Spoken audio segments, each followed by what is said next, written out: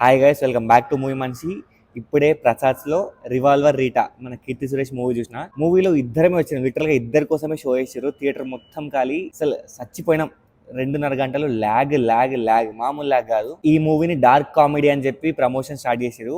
ఈ మూవీలో ఎక్కడ డార్క్ అనే ఎలిమెంట్సే లేవు.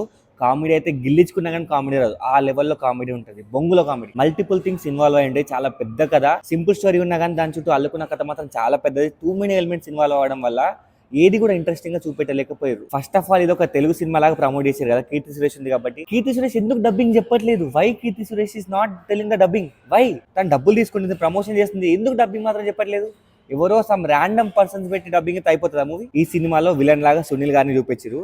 ఆయన చేసింది ఏమీ లేదు, సీరియస్ ముఖం అని పెట్టుకొని చెప్పి అందరిని చంపుకుంటూ పోవడం తప్ప ఇంకా ఏమీ చేసింది లేదు ఆయన. ఈ సినిమాలో మ్యూజిక్ డైరెక్టర్ ఉన్నాడో లేదో నాకు డౌట్ వస్తుంది, బికాస్ అసలు మూవీలో మ్యూజిక్ లేదు. బీజిఎం ఎక్కడ కూడా, ఒక్క ఈవెంట్ లో కూడా బీజిఎం పడ్డట్టు నాకు అది గుర్తు కూడా లేదు. సునీల్ వాళ్ళ నాన్న పెద్ద మాఫియా డాన్, సునీల్ కూడా మాఫియా డానే. బట్ వాళ్ళ నాన్న అనుకోకుండా కీర్తి సురేష్ వాళ్ళ ఇంట్లో ఒకరోజు వచ్చి చచ్చిపోతాడు. ఎందుకు చచ్చిపోయిండు దాని చుట్టూ వీళ్ళు ఇన్వెస్టిగేషన్ నడుస్తూ ఉంటుంది. వీళ్ళు ఎలా బయటపడ్డారు, ఇదే సింపుల్ కథ.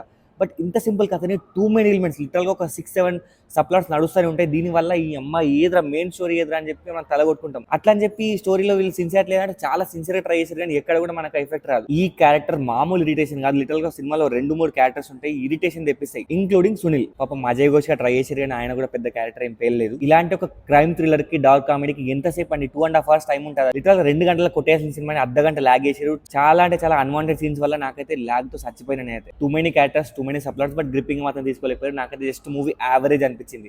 మీరు చూస్తా 2.5 hours తట్టుకుంటా అంటే మాత్రం వెళ్ళండి, లేదంటే మీ మూవీ మొత్తంలో ఏం బాగుందంటే మన రాధిక గారు, మన కీర్తి సురేష్ గారు, వీళ్ళిద్దరు యాక్టింగ్ చాలా బాగుంటుంది. చాలా సిన్సియర్ పర్ఫార్మెన్స్ ఉంటాయి వీళ్ళిద్దరిది. అక్కడక్కడ రాధిక కొంచెం ఓవర్ యాక్టింగ్ చేసినా జస్ట్ అది ఫన్ వర్క్ మాత్రం కాబట్టి బాగానే ఉంది. So except for Keerthy Suresh and Radhika ఈ మూవీలో ఇంకా ఏమీ లేదండి. మీరు వెళ్తా అంటే వెళ్ళి చూడండి. డార్క్ కామెడీ, డార్క్ లేదు, కామెడీ లేదు, మీ ఇష్టం, వెళ్తే వెళ్ళిపోండి. నాకైతే మూవీ నచ్చలేదు. సబ్స్క్రైబ్ చేసుకొని పెట్టుకోండి. నెక్స్ట్ డ్యూయల్ అనే ఒక మూవీకి వెళ్తున్నా. Please subscribe and support me. Signing off, movie మనిషి.